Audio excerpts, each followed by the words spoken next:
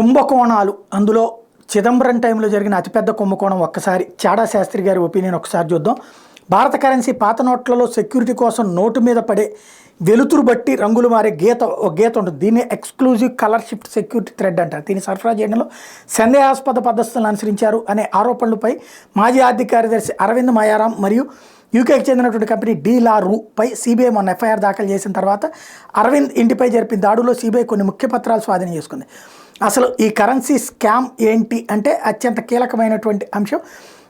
ముందు వెనక చూడకుండా మోడీ హడావిడిగా నోట్ల రద్దు చేశారు అన్నటువంటి వాళ్ళకి ఇది సమాధానమైనటువంటి అంశం. 2004లో వాజ్పేయి ఓడిపై యూపీఏ ప్రభుత్వం ఏర్పడిన తర్వాత కరెన్సీ నోట్ల కోసం సెక్యూరిటీ థ్రెడ్లను సరఫరా చేయడానికి బ్రిటిష్ కంపెనీ డీలారూ కాంట్రాక్ట్ పోయింది. ఈ ఒప్పందాన్ని అప్పటి ఆర్థిక మంత్రి పి చిదంబరం ఆమోదించారు. 2010 వరకు అంతా సజావుగానే సాగింది. అయితే ఈ డీలారూ కంపెనీ పాకిస్తాన్ కూడా ఇదే కరెన్సీ ప్రింటింగ్ పేపర్లను ఇతర సామాగ్రిని సరఫరా చేస్తున్నట్టు పాకిస్తాన్ గూఢచార సంస్థ ఐఎస్ఐ వీటితో భారత్ నకిలీ కరెన్సీలు పెద్ద మొత్తంలో ముద్రించడానికి ఉపయోగిస్తోందని భారత యొక్క ఇంటెలిజెన్స్ ఏజెన్సీలు 2010లో కనుక్కున్నాయి. అదృష్టవశాత్తు ఆ టైంలో కాస్త నిజాయితీపరుడైన ప్రణబ్ దా ఆర్థిక మంత్రిగా ఉండడంతో బ్రిటిష్ కంపెనీతో ఈ కాంట్రాక్ట్ రద్దు చేసి హోమ్ మినిస్టర్కి చెప్పి ఆ కంపెనీని బ్లాక్ లిస్ట్లో పెట్టారు. అప్పుడు హోమ్ మినిస్టర్ చిదంబరం. ఈ చిదంబరం జూలై 2012లో ఆర్థిక మంత్రి అయ్యాడు. ఇక్కడ నుండి మళ్ళీ కథ మలుపు తిరిగింది. మన సిబిఐ పట్టుకున్న ఆర్థిక శాఖ కార్యదర్శి ఈ అరవింద్ మయరం అప్పుడు ఎకనామిక్స్ అఫైర్స్ సెక్రటరీగా ఉన్నాడు. ఈయన రాసిన ఉత్తరం ఆధారంగా ఆ డీలారూ కంపెనీపై నిషేధం ఎత్తేశారు. వెంటనే ఈ అరవింద్ ఆర్థిక శాఖ కార్యదర్శిగా బాధ్యత స్వీకరించి మళ్ళీ 3 సంవత్సరాలకు 2015 వరకు మురిగిపోయిన కాంట్రాక్ట్ పునరుద్ధరించాడు. ఆర్థిక మంత్రి అనుమతి లేదు. అంతేకాదు కాంట్రాక్ట్ ఇచ్చే ముందు హోంశాఖ నుండి ముందస్తు అనుమతి పొందాలి. అది తీసుకోలేదు. ఈ సెక్రటరీ 2015 వరకు అదే సీట్లో ఉన్నాడు.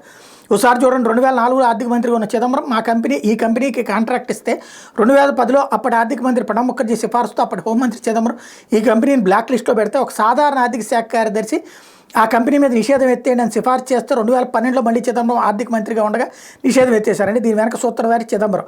అసలు ఇంకో సంగతి తెలుసా, ఈ కంపెనీ 2004లో తప్పుడు సమాచారం ఇచ్చి కాంట్రాక్ట్ పొంది. ఎలా అంటే ఈ కంపెనీ 2004లో ప్రత్యేకంగా భారత్ కోసం green to blue colour shift clear text MRT machine readable security thread Bharat bank note పేపర్లో సెక్యూరిటీ ఫీచర్గా ఉపయోగించడం కోసం అభివృద్ధి చేసిందని, ఇది ప్రత్యేకమైన తయారీ హక్కును కలిగి ఉందని, అంటే పేటెంట్ ఉందని ప్రత్యేకంగా పేర్కొని కాంట్రాక్ట్ సంపాదించింది. అయితే సిబిఐ కనుక్కుంది ఏంటంటే 2004లో కాంట్రాక్ట్ పొందేసరికి ఈ కంపెనీకి అసలు పేటెంటే లేదని.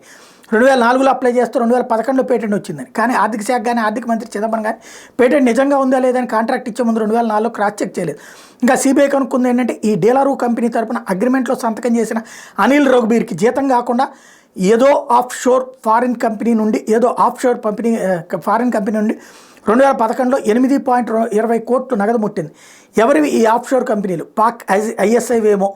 2004 నుండి 2014 వరకు మధ్యలో 2 సంవత్సరాలు మినహా ఒకే కంపెనీకి మనకు పాకిస్తాన్ కూడా కరెన్సీ పేపర్ మరియు సెక్యూరిటీ థ్రెడ్ సప్లై చేసింది.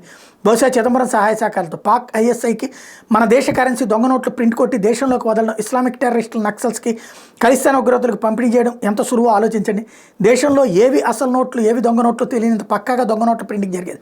2009లో వచ్చిన ఇండియా టుడే రిపోర్ట్ ప్రకారం 90,000 కోట్ల విలువ గల ఫేక్ కరెన్సీ దేశంలో ఐఎస్ఐ ద్వారా చలామణిలో ఉండేదట. నోట్ల రద్దు తర్వాత దేశంలో టెర్రరిస్ట్ దాడులు తగ్గి పాక్ ఆర్థిక వ్యవస్థ ఎందుకు చిన్నాభిన్నమైందో ఆలోచించండి. భారత్లో ఉన్న ఇంటి దొంగలే పాక్ బలం.